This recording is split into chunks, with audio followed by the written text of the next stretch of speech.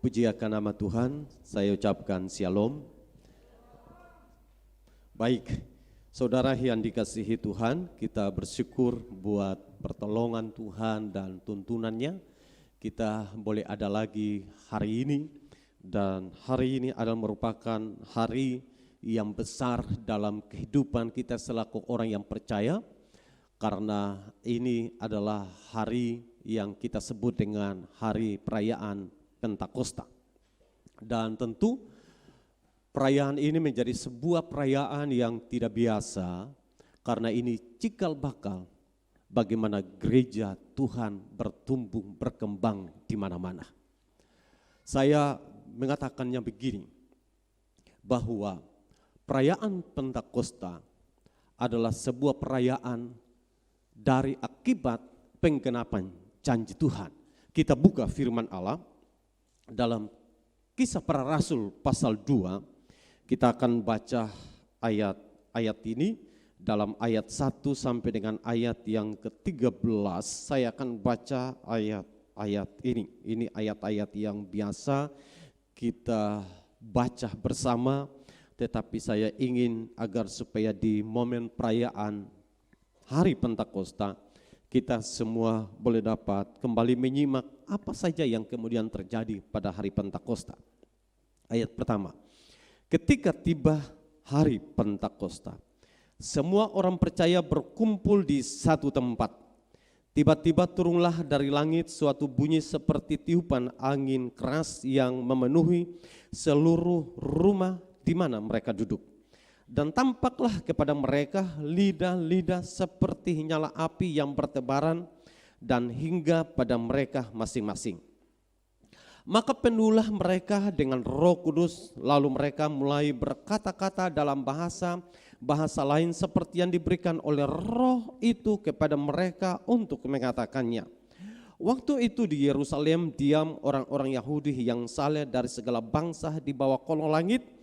Ketika turun bunyi itu, berkerumulah orang banyak. Mereka bingung karena mereka masing-masing mendengar rasul-rasul itu berkata-kata dalam bahasa mereka sendiri. Mereka semua tercengang-cengang dan heran, lalu berkata, bukankah mereka semua yang berkata-kata itu orang Galilea? Bagaimana mungkin kita masing-masing mendengar mereka berkata-kata dalam bahasa kita sendiri, yaitu bahasa yang kita pakai di negeri asal kita. Kita orang Partia, Medan, Elam, penduduk Mesopotamia, Yudea dan Kapadokia, Pontus dan Asia, Frigia dan Pamfilia, Mesir dan daerah-daerah Libya yang berdekatan dengan Kirene, pendatang-pendatang dari Roma, baik orang Yahudi maupun penganut agama Yahudi, orang Kreta dan orang Arab. Kita mendengar mereka berkata-kata dalam bahasa kita sendiri tentang perbuatan-perbuatan besar yang dilakukan Allah. Mereka semuanya tercengang-cengang dan sangat termangu-mangu sambil berkata seorang kepada yang lain, apakah artinya ini? Tetapi orang lain menyindir mereka sedang mabuk oleh anggur manis. Nah, saudara yang dikasihi Tuhan kita Yesus Kristus, teks ini kemudian saya ingin beri topik fenomena dimulainya zaman Roh Kudus. Fenomena dimulainya zaman Roh Kudus.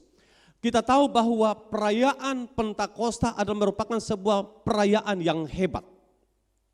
Dari peristiwa ketika Yesus mati dan bangkit dari antara orang mati. Yesus kemudian dia berjanji bahwa dia akan mengirimkan seorang penolong. Kemudian ketika Yesus bangkit dari antara orang mati dan firman Allah katakan 40 hari Yesus menampakkan diri kepada setiap orang atau kepada murid-muridnya. Dan hari mengakhiri 40 hari Yesus terangkat ke sorga.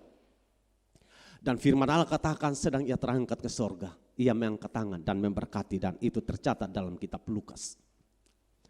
Penggenapan setelah kemudian 40 hari, dan Yesus memperingatkan, Yesus meminta supaya mereka jangan tinggalkan Yerusalem. Tujuannya mereka menunggu janji Bapa. Dan tepat 10 hari atau hari yang ke-50, sebagaimana dalam ayat-ayat yang kita baca, itu adalah penggenapan hari yang ke-50 setelah kebangkitan Yesus. Dan menarik yang kemudian ingin saya sampaikan bagi kita semua bahwa fenomena ketika dimulainya Roh Kudus bekerja menggenapi semua janji Yesus sebelum terangkat ke sorga. Atau kemudian menjalani bersama-sama dengan murid-muridnya. Dan Yesus menyampaikan pesan-pesan penting kepada murid-muridnya. Dan yang saya katakan tadi menarik adalah ketika Roh Kudus dicurahkan, apa yang kemudian kita perhatikan di dalam ayat 2, ayat 3, ayat 4. Dalam ayat yang kedua dikatakan tiba-tiba turunlah dari langit suatu bunyi seperti tiupan angin keras yang memenuhi seluruh rumah. Dalam ayat yang ketiga dikatakan tampaklah kepada mereka lidah-lidah seperti nyala api yang bertebaran dan hingga pada mereka masing-masing. Dalam ayat yang keempat dikatakan maka penuhlah mereka dengan Roh Kudus lalu mereka mulai berkata-kata dalam bahasa-bahasa lain.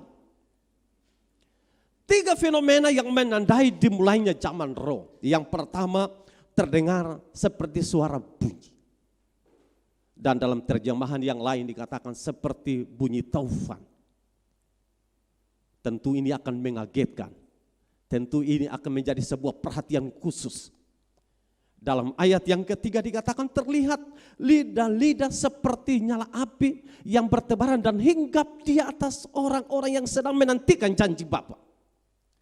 Dan yang ketiga kemudian mereka mulai berkata-kata dalam bahasa lain. Sebagaimana yang diurutkan di dalam ayat 9, 10, 11, 12. Apa yang ada dalam benak saudara ketika fenomena ini terjadi? Tentu bagi saya, kalau saya hadir hari itu, juga saya pasti akan merasa kaget apa yang sedang terjadi. Kalau itu yang terjadi dan waktu itu saudara juga hadir, tentu saudara akan ingin tahu apa yang terjadi. Bunyi apa? Tapi Alkitab tidak menjelaskan kepada kita rasa ingin kepo. Ingin tahu ya, zaman ini dikatakan ingin tahu itu kepo saudara. Dan murid-murid tidak terpengaruh. Karena Alkitab tidak memberikan komentar ketika bunyi yang dalam terjemahan lain seperti taufan. Dan mereka tidak terpengaruh untuk mau cari tahu apa ini. Kemudian ketika lidah-lidah seperti nyala api dan tentu ini sesuatu yang terlihat, bukan ada dalam sebuah bayang terlihat. Dan tentu bagi kita semua apa yang terjadi di atas saya. Tapi itu juga tidak ada komentar apa-apa dari Alkitab. Dan saudara, pada ayat yang keempat berkata-kata dalam bahasa-bahasa lain. Beberapa bahasa kita lihat. Saya mungkin ingin menyampaikan bahasa-bahasa yang familiar dengan kita semua adalah bahasa Arab ada di sini. Dan ketika sekian banyak orang berbicara, ada seorang yang berbicara dalam bahasa Arab. Dan pasti akan memberikan sebuah sorotan perhatian spesial. Karena mereka tidak tahu bahasa Arab. Tapi tiba-tiba mereka bisa berkata-kata. Karena dikatakan mereka ini orang Galilea. Bagaimana mungkin mereka bisa berkata-kata dalam bahasa kita sendiri. Lalu kemudian diurutkan bahasa-bahasa yang kalau saudara perhatikan di sana. Tapi saya ingin mengatakan ini fenomena dimulainya zaman roh. Penggenapan ini adalah merupakan sesuatu yang penting. Karena murid-murid mengharapkan seorang penolong yang lain yang namanya Roh Kudus. Kita tahu bahwa tentang hari Pentakosta ini kita mungkin akan berkata, sebagian mungkin saudara tahu, bagaimana mungkin semua orang dari segala bangsa mereka berkumpul di Yerusalem. Hari Pentakosta dalam beberapa sejarah menceritakan bahwa itu adalah hari di mana orang-orang Yahudi merayakan ungkapan syukur atas panen raya. Setelah dikatakan bahwa setelah Paskah, Dan kemudian dihubungkan Paskah ini berkaitan juga dengan ketika bangsa Israel keluar dari tanah Mesir atau mengalami kebebasan, penindasan atau perbudakan dari Mesir. Dan hari yang ke-50 atau dikatakan bahwa hari 7 minggu. Dan dikatakan bahwa ini genap hari yang ke-50. Sehingga kata Pentakosta sebenarnya ini diartikan hari yang ke-50. Dan terjadi semua orang-orang Yahudi yang saleh dari segala, dikatakan sih dari segala kolong langit ya, mereka berkumpul di Yerusalem untuk merayakan pesta besar bagi orang Yahudi. Dan pesta besar ini menjadi momen penting bagi kegerakan Roh Kudus.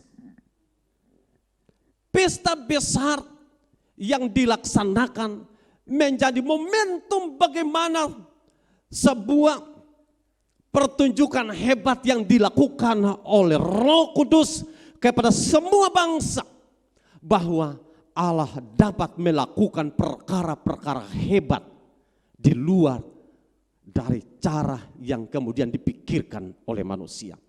Mereka katakan mereka orang Galilea biasa yang tidak berpendidikan. Bagaimana mungkin? Tapi saya katakan Tuhan dapat mampu melakukan sesuatu yang hebat. Sekalipun manusia tidak mampu, Tuhan mampu melakukannya. Penggenapan janji ini juga menjadi bagian daripada penggenapan nubuatan Yoel. Apa yang dicatat dalam kitab Yoel pasal 2 ayat yang ke-8 dikatakan begini. Mereka tidak, maafkan, Yoel pasal 2, bahwa Tuhan sedang akan mencurahkan Roh Kudus. Dan dikatakan bahwa teruna-teruna, orang tua, mereka akan mendapatkan penglihatan. Petrus kemudian mengutip hal yang sama dalam khotbahnya yang kita tahu. Petrus seorang penakut dan pengecut. Tetapi kemudian Tuhan bisa pakai Petrus menjadi seorang pembicara hebat. Dia mengutip nubuatan-nubuatan bahwa mereka ini bukan mabuk oleh anggur manis karena hari baru jam berapa saudara? Baru jam 9. Kita baru jam minum kopi ini. Dan tidak mungkin mereka ini mabuk oleh anggur. Petrus kemudian mengurutkannya. Ini penggenapan janji Tuhan. Kita ingat, mungkin saudara berkata, bagaimana dengan gereja yang dikenal dengan gereja karismatik zaman ini. Tahun 1901 menjadi cikal bakal gereja-gereja bertumbuh. Seorang yang dikenal dengan yang namanya Farham. Dia kemudian membangun sekolah teologi. Dia kemudian membangun sekolah tersebut, mendidik murid-muridnya. Dan kalau tidak salah seorang yang bernama William yang adalah muridnya, William J. Seymour, itu adalah muridnya. Dia diundang di Amerika satu gereja. Dia berkhotbah, tapi kemudian dia ditolak. Kenapa? Karena dia bicara berkata-kata dengan bahasa roh atau karunia-karunia roh. Tapi kemudian apa yang terjadi bahwa di tahun 1901 Tuhan sedang terus bergerak. Dan di tahun 1906 mulailah Tuhan pakai seorang yang namanya William. Kalau sudah tidak salah kurang lebih 3 tahun kegerakan kuasa roh Allah bekerja dengan hebat yang Tuhan pakai melalui seorang yang namanya William. Persekutuan tersebut tepatnya di Azusa Street. Kalau tidak salah ada satu bangunan tua yang dipakai di jalan Azusa 312. Kalau saudara coba buka di Google saudara akan temukan di sana. Lalu kemudian William kemudian membangun sebuah pelayanan. Dan 3 tahun, kurang lebih 3 tahun. Pelayanan itu begitu hebat. Tidak ada liturgi yang dibangun. Tidak ada orang yang pimpin. Tidak ada orang yang akan berkhotbah secara liturgi saudara. Jadi siapapun bisa dan hampir kurang lebih 3 tahun saudara. Dan saya menganggap ini sebuah kebangunan rohani terjadi secara besar-besaran. Sehingga banyak dari segala tempat mereka berkumpul di sana. Mereka mau ingin menyaksikan apa yang sedang terjadi di sana. Mereka awalnya menolak, tetapi kemudian Roh Allah bekerja dengan sangat-sangat hebat. Sebuah kebangunan rohani terjadi dengan cara luar biasa. Dan Allah bekerja dengan sangat dahsyat. Sekali lagi dampak dari Roh Kudus dicurahkan. Bagaimana dengan gereja sidang jemaat Allah? Itu menjadi cikal bakal dari tahun 1901. Kemudian muncul pergerakan di tahun 1906. Lalu kemudian ada beberapa anak-anak Tuhan. Mereka yang ikut mengalami dampak kebangunan rohani. Mereka kemudian ikut dan bagaimana memelihara Roh Kudus. Bagaimana memelihara persekutuan dengan mengandalkan Roh Kudus. Di tahun 1914 muncullah apa yang dikenal dengan denominasi gereja sidang jemaat Allah. Dan oleh pekerjaan kuasa Roh Kudus, gereja sidang jemaat mulai berkembang di seluruh dunia. Gereja sidang jemaat mulai bertumbuh di seluruh dunia. Dan sampai hari ini, gereja sidang jemaat Allah masih mengakui bahwa Roh Kudus itu penting bagi sebuah pertumbuhan gereja Tuhan. Roh Kudus itu penting bagi setiap orang-orang yang percaya. Roh Kudus itu penting bagi kehidupan saya dan saudara. Sehingga dengan demikian kita akan memperhatikan dengan baik apa dampak ketika kita hidup di zaman Roh Kudus. Poin pertama yang ingin saya sampaikan bahwa mempersatukan setiap perbedaan saudara. Zaman di mana kita hidup atau zaman Roh Kudus dapat mempersatukan setiap perbedaan. Saya ingin sedikit mengingatkan saudara. Waktu zaman Babel, terjadinya Babel menjadi kacau balau. Hanya gara-gara apa? Menara Babel tadi gagal akibat kenapa? Tuhan mengacaukan apa? Bahasa. Bahasa menjadi perpecahan. Tapi di zaman Roh Kudus, bahasa mempersatukan.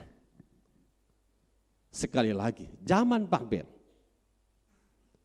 tercerai-berai satu dengan yang lain.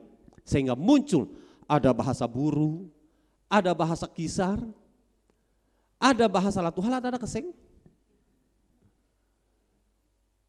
Ada bahasa Ambon mungkin.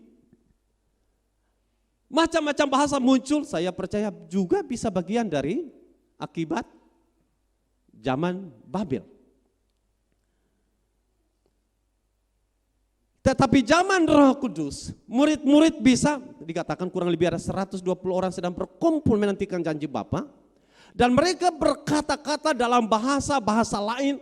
Tetapi justru dari setiap perbedaan bahasa, semuanya merujuk bagaimana mereka bersatu memuliakan Tuhan. Jadi sesuatu yang hebat sedang terjadi. Bahasa bukan menjadi perbedaan. Bahasa menjadi pemersatu untuk memuliakan Tuhan. Saya masih ingat sekali waktu ada kongres gereja sidang jemaat Allah sedunia yang dilaksanakan tepatnya yang ada di Korea Selatan. Seorang hamba Tuhan yang luar biasa Tuhan pakai yang namanya Paul Yonggi Cho. Dan mereka menjadi tuan rumah. Dan banyak sekali orang tidak tahu bagaimana berbahasa Korea. Bahasa pemersatunya, haleluya. Jadi kalau ada kata haleluya, oh berarti itu peserta. Tapi sekali lagi, bukan menjadi alat perpecahan. Nah, sekali lagi bahwa dapat mempersatukan setiap perbedaan. Zaman Roh Kudus mampu mempersatukan setiap perbedaan. Kita terkumpul dari sekian banyak orang yang berbeda. Tapi kita satu karena Kristus ada dan Roh Kudus ada bagi kita semua. Bukan menjadi sebuah perbedaan lagi. Hal yang kedua, dampak zaman Roh Kudus memungkinkan semua orang percaya menerima kuasa. Dalam Kisah Para Rasul 1 ayat 8, tetapi kalau Roh Kudus turun ke atas kamu, apa yang terjadi? Kamu akan menerima kuasa. Jadi ini kita bicara tentang kuasa apabila Roh Kudus turun ke atas kamu. Jadi kalau kemudian kita bicara tentang kuasa, maka saya harus bisa mengatakan ini kuasa dimaksudkan untuk apa? Sekali lagi di malam-malam sebelumnya saya sudah sampaikan dalam ibadah perayaan pencurahan Roh Kudus, saya katakan bahwa kuasa dan karunia-karunia itu hanya memperlengkapi orang-orang percaya. Sekali lagi, karunia-karunia dan kuasa memperlengkapi orang percaya. Bukan sebatas kemudian itu menjadi sebuah keahlian, tetapi sekali lagi karunia dan kuasa memperlengkapi. Artinya apa? Pelayanan kita tidak akan menjadi lengkap kalau Roh Kudus tidak ada. Kita tidak akan bisa berharga, kita tidak akan bisa berarti, kita tidak akan bisa menjadi maksimal kalau Roh Kudus tidak ada. Karenanya Roh Kudus penting buat saya dan saudara, karena memungkinkan semua orang percaya menerima kuasa. Dampak yang ketiga yang ingin saya sampaikan, dampak zaman Roh Kudus adalah pengiringan kepada Tuhan menjadi lebih efektif. Sekali lagi, pengiringan kepada Tuhan menjadi lebih efektif. Saya ingin menyampaikan ada beberapa hal penting. Dalam Kisah Para Rasul pasal 2 ayat 42 dikatakan, mereka bertekun dalam pengajaran rasul-rasul dan dalam persekutuan, dan mereka selalu berkumpul untuk memecahkan roti dan berdoa. Saudara perhatikan ini. Kisah setelah pengalaman Pentakosta yang diurutkan dalam ayat 1, 2, 3, 4 sampai ayat yang ke-13. Ayat yang 42 itu kelanjutan setelah pengalaman Pentakosta. Dan dikatakan bahwa mereka bertekun. Siapa mereka ini? Rasul-rasul, murid-murid, anak-anak Tuhan atau orang-orang percaya. Mereka berkumpul atau mereka bertekun dalam pengajaran rasul-rasul dan dalam persekutuan. Dan dikatakan dan mereka selalu berkumpul untuk memecahkan roti dan berdoa. Artinya bahwa sikap ini atau keadaan ini sebenarnya mengefektifkan setiap orang percaya atau anak-anak Tuhan bagaimana mengiring Tuhan. Ini terjadi sekali lagi karena peran Roh Kudus, sehingga saya ingin mengatakan bahwa saudara menjadi maksimal, saudara menjadi efektif dalam mengiring Tuhan ketika saudara mengandalkan Roh Kudus. Kalau saudara berjalan berdasarkan kemampuan berpikirmu, kalau saudara berjalan dengan ego saudara, kalau saudara berjalan dalam latar belakang menurut pengalaman saudara, saudara tidak akan efektif berjalan mengikut Tuhan.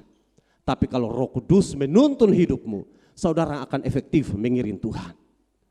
Jadi tidak ada alasan bagaimana kita mengandalkan semua keahlian kita. Tidak ada. Selain kita hanya bisa mengandalkan Roh Kudus yang memungkinkan kita menjadi efektif dalam mengiring Tuhan. Saudara bisa bertahan, saudara bisa berdiri, saudara bisa kuat. Itu karena peran Roh Kudus yang menolong saudara. Sehingga dengan demikian sekali lagi saya katakan tidak ada alasan untuk bagaimana kita menyombongkan diri ini. Tidak ada alasan. Tidak ada alasan kita menyombongkan diri selain bagaimana kita tunduk takluk di bawah kehendak Roh Kudus. Hal yang berikut dampak dari hidup di zaman roh. Yang keempat, pelaksanaan amanat agung menjadi maksimal. Pelaksanaan amanat agung menjadi maksimal. Kita ingat ketika dalam Injil Matius pasal 28 dicatat. Dan amanat agung ini menjadi amanat agung yang luar biasa. Jadikan semua bangsa muridku, baptislah mereka dalam nama Bapa, Anak dan Roh Kudus. Dan macam-macam di sana.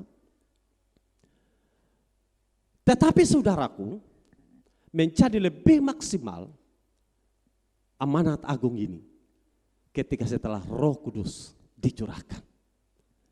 Kenapa? Karena semua orang dari bangsa manapun, dari latar belakang apapun, Roh Kudus bisa pakai dia menjadi alat bagaimana membawa amanat agung. Ingat saja saudaraku yang dikasihi Tuhan,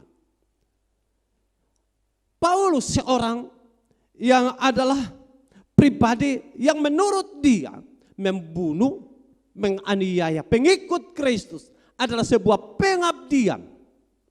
Tetapi ketika Tuhan tangkap dia, justru dia bisa menjadi efektif dalam menjalankan misi pelayanan. Saya kembali lagi kepada kisah awal bagaimana gereja yang kita kenal gereja karismatik atau gereja beraliran-aliran Pentakosta. Semuanya dimulai dari sana, dari pekerjaan kuasa Roh Kudus, dan ketika Roh Kudus bekerja, saudara perhatikan dampaknya hebat. Seluruh dunia sedang bergandengan tangan bagaimana mewartakan warta kerajaan Allah. Kita bersyukur kalau hari ini kita juga bisa ada pada dunia modern, sehingga pemberitaan firman Allah bisa lewat media. Sekalipun banyak orang salah gunakan media, tapi kita bersyukur gereja Tuhan bisa memanfaatkan media untuk bagaimana penginjilan, bagaimana memberitakan kabar sukacita, bagaimana memberitakan kabar bahagia, memberitakan tentang kabar keselamatan. Tidak ada keselamatan di tempat lain.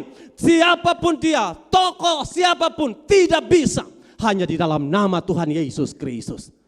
Dan nama yang heran yang berkuasa itulah yang kemudian diberitakan kemana-mana oleh Roh Kudus, menolong setiap pemberita. Siapa itu pemberita? Pemberita itu adalah saya dan saudara. Siapa pemberita? Saya dan saudara. Pernahkah saudara mengatakan, saya menjadi anak Tuhan?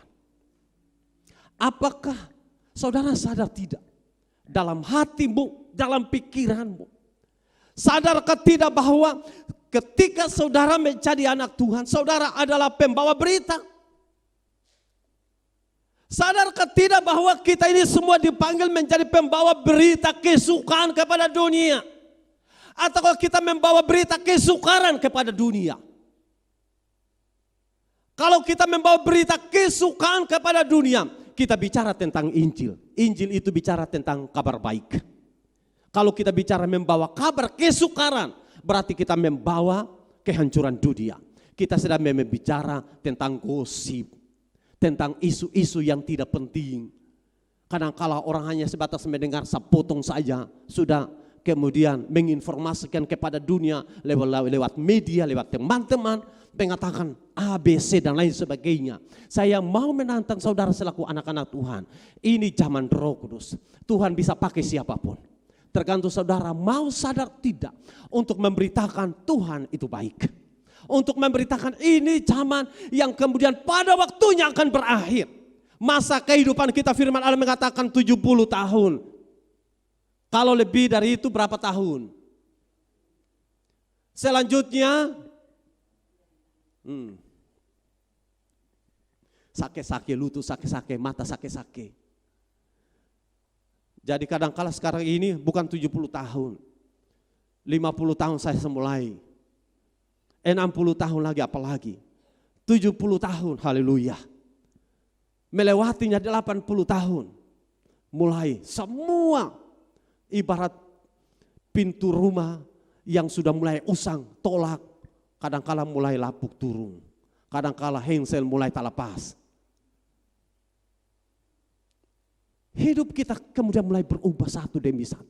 Tapi sadar tidak, semasa di mana kita hari ini ada. Dapatkah kita mengatakan ini zaman Roh, Tuhan bisa pakai saya. Ini zaman Roh Kudus, Tuhan bisa tolong saya untuk menjadi alat pemberita.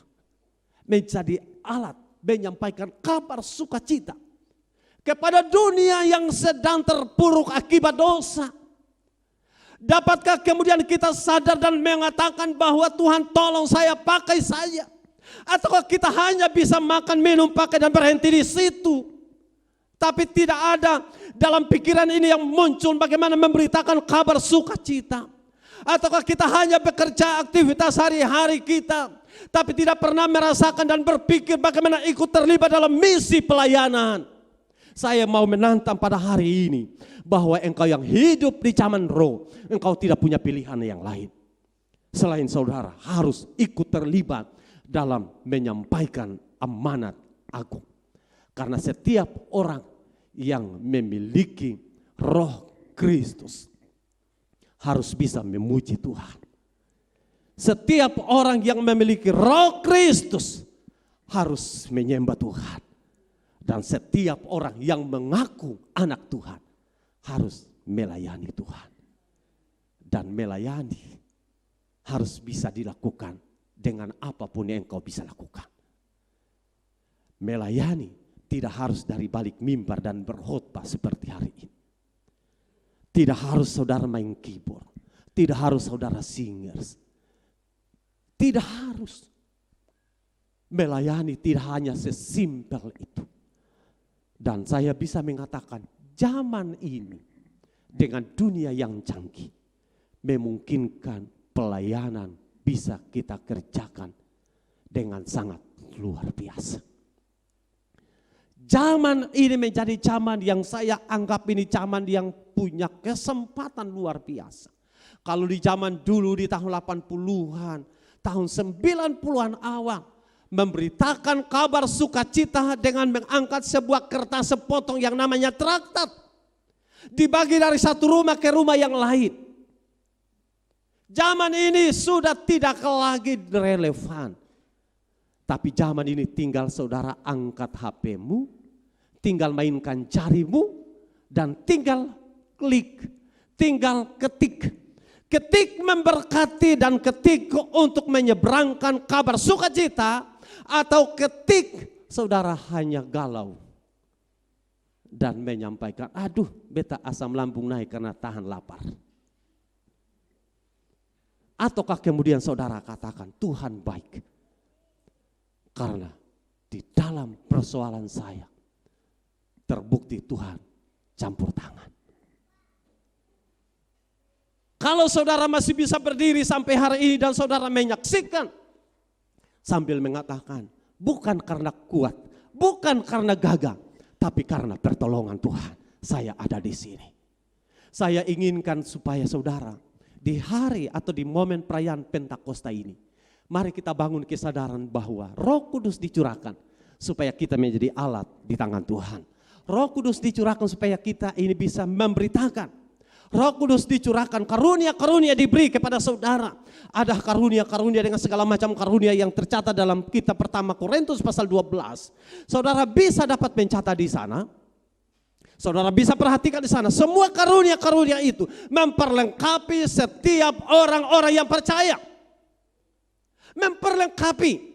Sehingga saudara tidak hanya terfokus, oh itu hamba Tuhan saja, itu pendeta saja, itu pastor saja. Saya mau beritahu, zaman Roh Kudus tidak ada ruang yang membatasi. Tidak ada status yang menghalangi. Semua kita sama saja. Saya ingat seorang yang tinggal di gunung, Pulau Buru, yang tidak punya pendidikan, tidak tahu baca, tidak tahu tulis. Tetapi Tuhan pakai orang ini yang namanya Bapak Temi. Tuhan pakai dia. Buru Selatan. Banyak yang kemudian dengar tentang Injil. Dengar tentang keselamatan. Mereka diselamatkan. Karena Tuhan pakai orang ini. Kalau dia yang tidak punya pendidikan. Kalau kita membahasakannya orang yang tidak tahu huruf saja. Tuhan bisa pakai dia yang di gunung di atas, yang di hutan, yang bukan seperti hari ini. Semua harus ditempuh dengan sebuah perjalanan dari pantai naik ke gunung berminggu-minggu, 1 sampai 2 minggu. Bagi kita mungkin sampai 3 minggu. Saya sendiri sejak menjadi hamba Tuhan, saya tidak berani naik ke Danau Rana kalau jalan kaki. Dan mereka naik gunung turun gunung, bersaksi dari satu desa ke desa yang lain. Dan sebagian besar Buru Selatan sampai Danau Rana, mereka diselamatkan dari seorang yang tidak tahu tulis, yang tidak tahu baca, tapi Tuhan bisa pakai dia. Kalau saudara bisa tahu tulis, saudara tahu baca, berarti saya mau mengatakan level saudara lebih dari itu. Tergantung kita menyerahkan hidup ini dipakai Roh Kudus atau tidak. Tapi saya mau beritahu sekali lagi dan mengingatkan bahwa zaman Roh Kudus adalah zaman di mana semua kita dipakai menjadi alat di tangan Tuhan. Amin. Biarkan hatimu, biarkan hidupmu, Tuhan pakai saya. Tuhan pakai menjadi alat. Kesenangan dunia silahkan saudara nikmati, tapi jangan pernah jauh dari Tuhan. Saudara boleh menikmati semua yang ada di dunia, tapi jangan pernah hidup di dalam dosa. Saudara boleh menikmati apa yang ada, teknologi. Saya suka teknologi, saudara, karena saya suka belajar di sana. Tapi saya mau menggunakan teknologi untuk bagaimana melayani Tuhan. Saya rindu semua kita belajar menjadikan zaman ini zaman bagaimana kita melayani Tuhan. Kiranya Tuhan tolong saudara, Tuhan tolong kita semua. Karena saya terlalu yakin, saya terlalu percaya Roh Kudus ada bagi saya dan saudara. Roh Kudus ada buat saya dan saudara. Roh Kudus ada buat kita semua. Sehingga dengan demikian nyatalah bahwa Tuhan itu berkuasa menolong kita semua. Tuhan Yesus tolong dan berkati kita lewat kebenaran firman Tuhan pada kesempatan